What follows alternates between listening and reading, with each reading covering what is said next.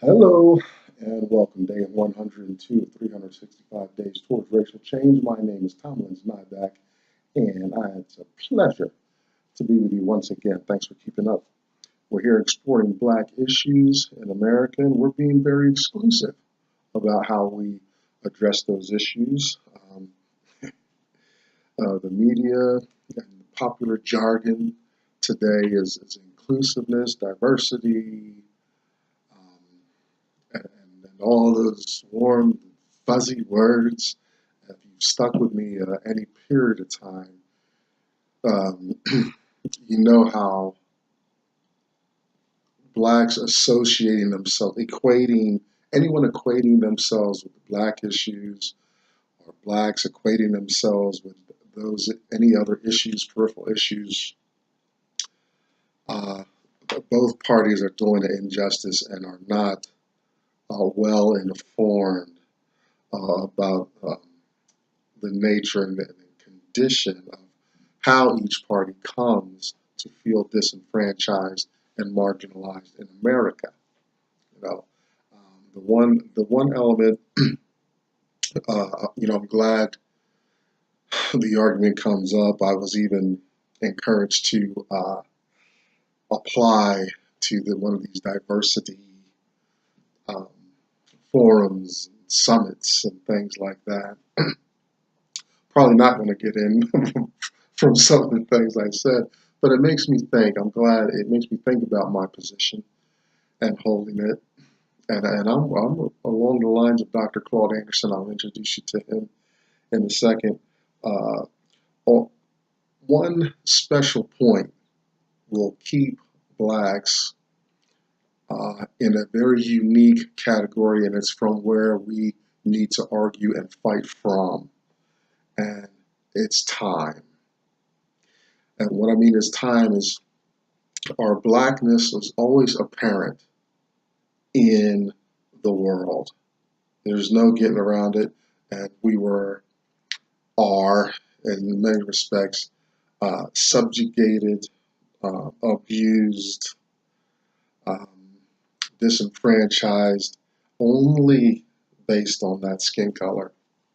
The gay population, they aren't, their lifestyle um, isn't apparent. It's not what it is until you see a behavior or until they disclose, and any other group as is just does not measure up to centuries of abuse and kidnapping, castration, rape, burning, lynching. I mean, come on, people. Both groups need to stop saying. I'm really, I guess I understand the other groups, but I'm really disturbed when I see black folks like all in with that process of inclusion and all of that. It's nice and warm and fuzzy, but it comes up short in reparations.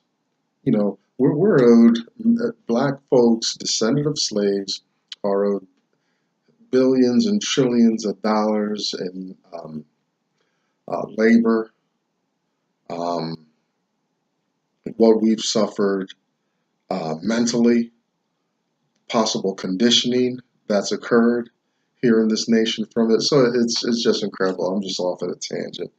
A second thing that made me smile today. It was actually about our president. I, I'm not going to be surprised if he doesn't get reelected, but I'm not going to be surprised if he gets reelected because people are stupid. Don't worry, I'm a people, so I'm in that group. Anyway, issue came up about his daughter Ivanka and her, I don't know, ability, something about international finances or understanding and participating, articulating, and And in that, the financial world, the high finance, international financial economic mechanisms and things like that. And the president said, well, she'd be great for the office because she's good with numbers. The CNN is tearing her up today on that. And while I don't know her abilities, you gotta, I've started working on my financial literacy, and you gotta be financially literate to understand there's a little hidden joke in there about being qualified just on the basis of being good with numbers. Not knocking you, Ivanka, but your father definitely believes in you. All right. Some black issues. Now, two thoughts have come up. This is day 102. We're going to go through our standard uh, introductions here. I got two thoughts that have emerged and becoming firm. Maybe someday I'll do serious research. But first thought has two parts. First part is, has the black community, the black collection of blacks descended from slaves, especially, been conditioned? Are we passing on the slave mind from generation to generation to our children? Is it an environmental challenge? Is it intuition, conditioning from our forebears?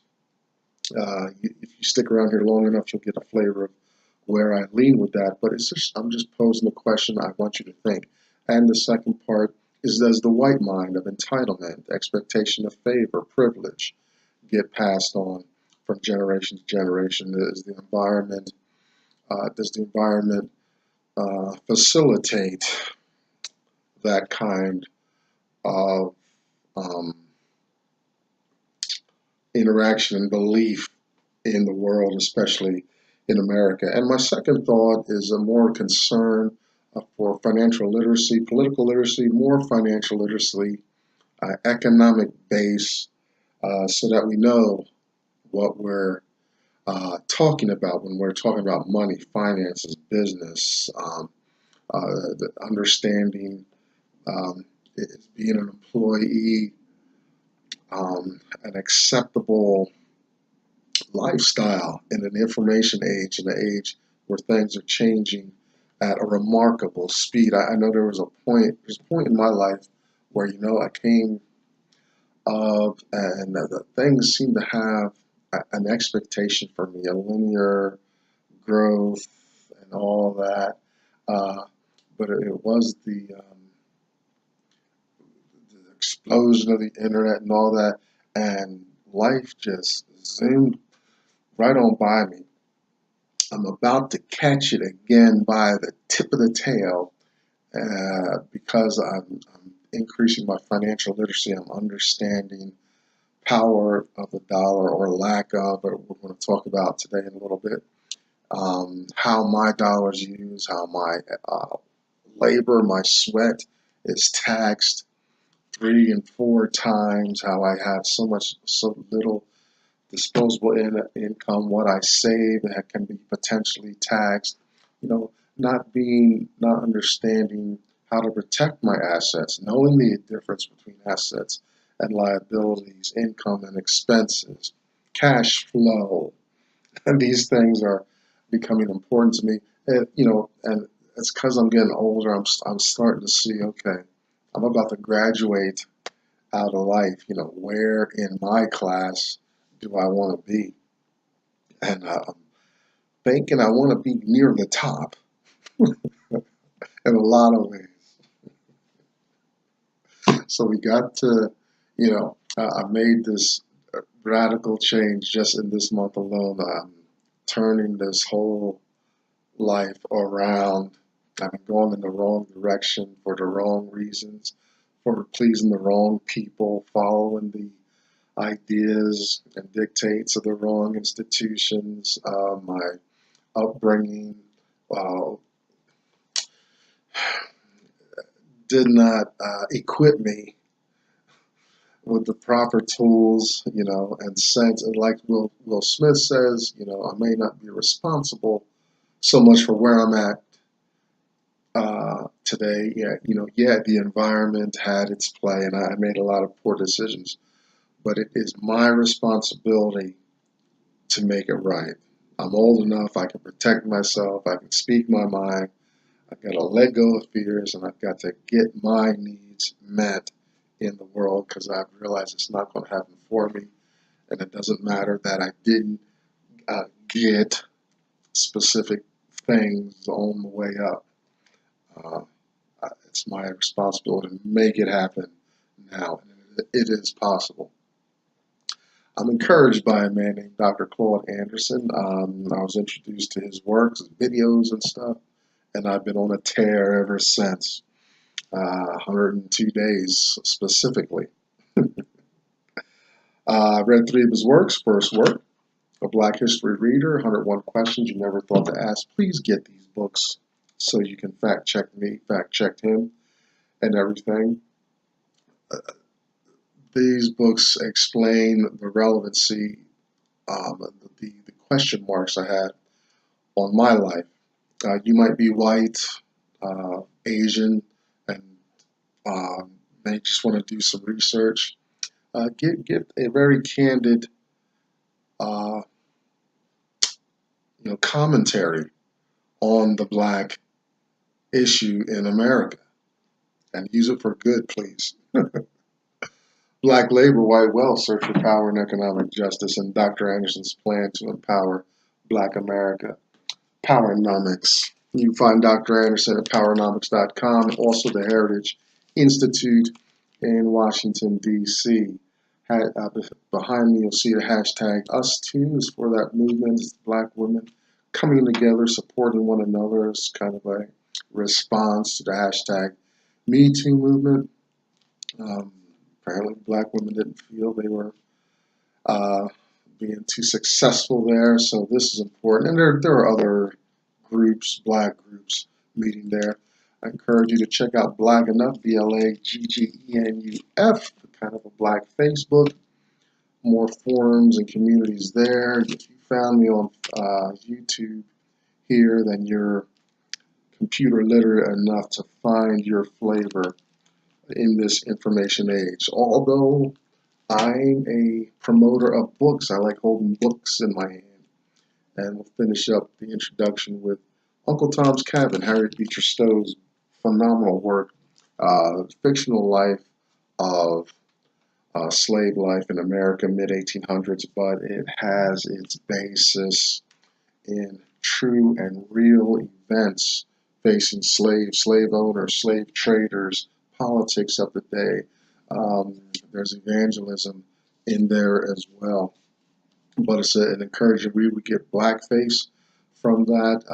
It was a very popular book. It was the #2 best-selling book after the Bible when it was compiled and came out.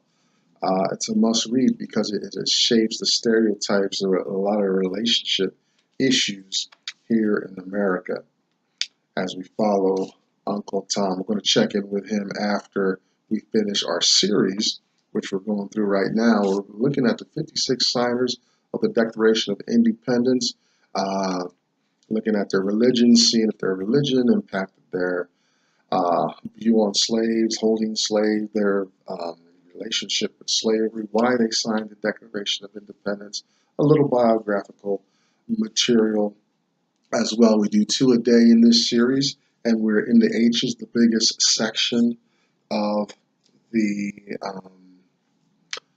roster here. We're just going alphabetically right through here, and maybe we'll do a conclusion and we'll summarize a lot of these statistics at the end.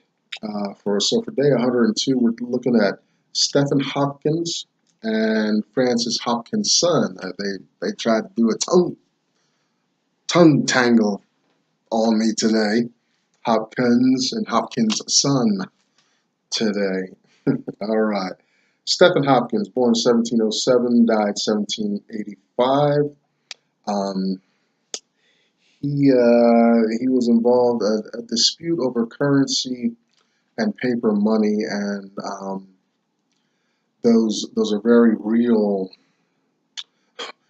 concerns. The currency can be your golds and your tangible objects that go um, are kind of the same around the world, and also in this information and digital age, my research showed, it's just it can be just digital money. Like I've got a good solid four-figure base going on right now, which is good for me over a long period of time.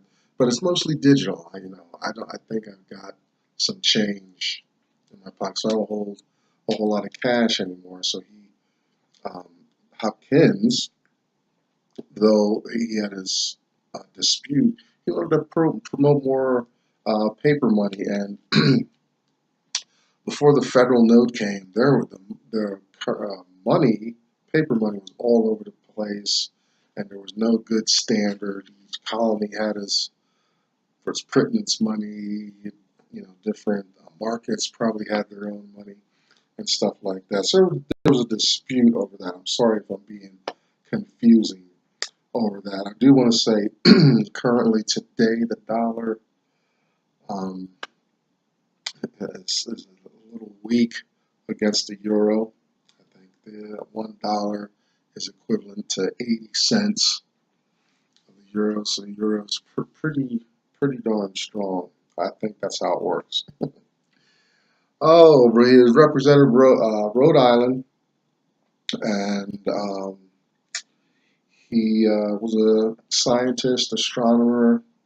I'm guessing him and Benjamin Franklin talked a lot whenever they got together about the latest discovery, or scratching the earth, or classifying something, or the heavens and stuff like that.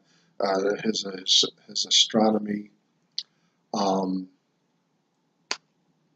uh, you know, hobby or whatever was probably beneficial, especially in Rhode Island, because you're using um, but for your navigation, the stars and things like that. So that's very helpful. And it's amazing, the stars. I'm very close to the heavens and all that.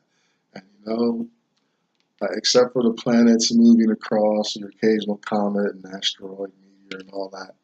Uh, Old Orion, been standing up there for 50 years since I've been here. You can go back thousands of years. Orion, boom, standing right there.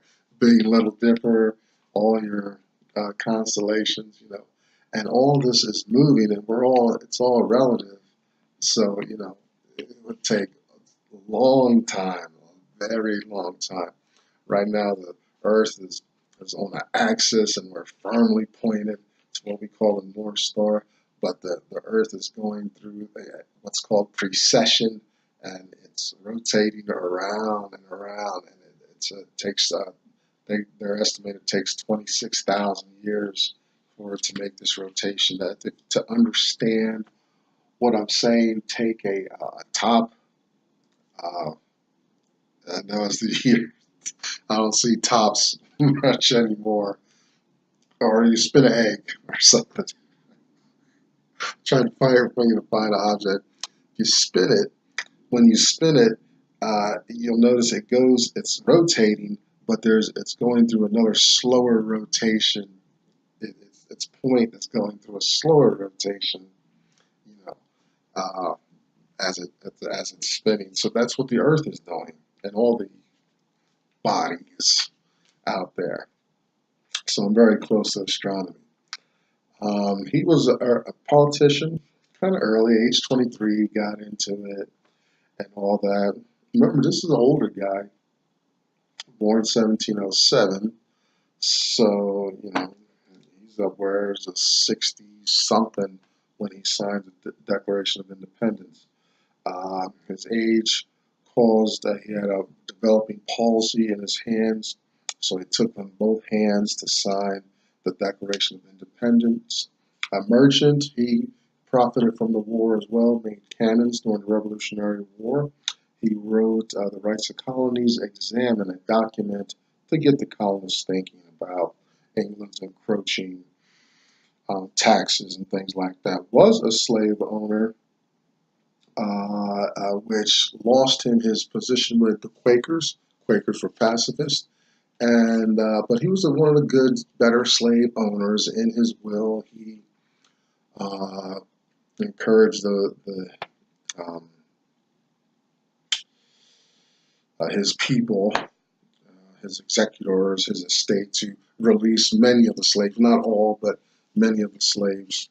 And he was, you'll see in the brief notes there, he was concerned about, that did impact his relationship with God. He felt that God did not make essentially sentient beings to be dominated and enslaved by other beings. He signed the declaration to promote Rhode Island's growth over Rhode Island's wealth. It seems like he was more of a real estate mind than just building the bank account.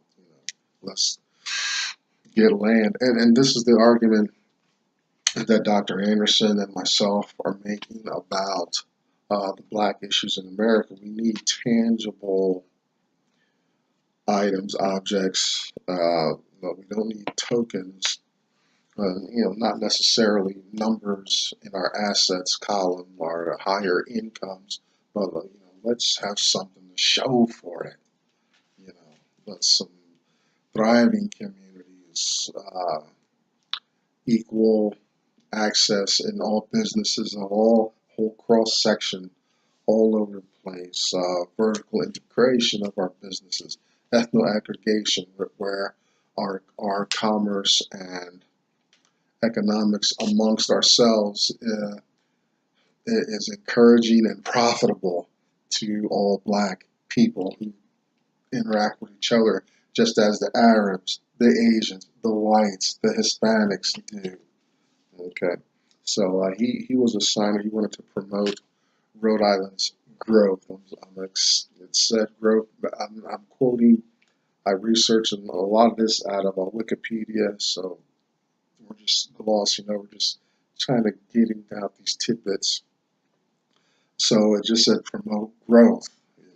I'm guessing physical growth. I mean, Rhode Island's our smallest state up there. Very powerful state, though. If you think about how we've positioned our politics as far as representation and all that, Rhode Island's a very powerful state. Next guy up, Francis Hopkins. He is our first artist, and as far as musicianship, he's wrote a lot of things. He's responsible for the first flag, or he's noted as the first designer of the American flag. Betsy Ross, if you know, we're more familiar with Betsy Ross's circular. The stars are in a circle and the black and white stripes on down, while Francis Hopkins, he had the 13 stars.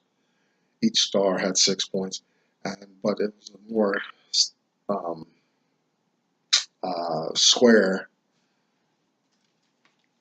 design for the stars. I've seen it a couple times, but when I hear about the first flag of the United States, I think about Betsy Ross's circle of stars, and so I'm just reminded today of Hopkins' son's square configuration for the stars. Well, you could probably start a whole civil war over that, if you know humans. Born 1737, died 1791. He died from some kind of apoplectic seizure. So it sounds like something pretty severe. I had a family member suffer from seizures when I was growing up as a kid, and it was a pretty scary thing see it happen, where the brain, just the wires, the brain is just so, it's quite the instrument. When it's running well, I can articulate, we can talk and play games, compete, um, use our intellect, worship God, and all this stuff. But when those billions and trillions of wires get crossed up, it's a mess. We're just useless. We seize, physically we seize, but it's the brain is not, uh, the brain, there's order going on up there, a very complicated order. And when that gets screwed up, forget about it. And so he died of that. One of the surgeries that I'm familiar with to actually help that is to separate the hemispheres, because it's something about um, the synapse between the hemisphere. It gets real clogged and cloudy and muddled, but it can kill. It can kill, and I've seen, since I grew up with it, I've seen it, so it's not that it doesn't trouble me as much as it did when I was a kid. Still very severe. Musician, lawyer, Francis Hopkinson, and now he was an Episcopalian. Not much on him, the research just talked about his musical contributions, the flag controversy, because it is a controversy, which flag came first and all that. If I remember correct, I think it's better to take his flag as the first flag. But you know what? Just a real brief deal. The female's design. I remember years ago, I was almost married, and I had this little piece of old a washboard that I was prepared for my fiance. I took it apart, put brass rivets in it and stuff, and shined it up. And I was about to design it, and the girls said, "No, let us design it." And I think like my design would have been so intellectual and logical and all this stuff.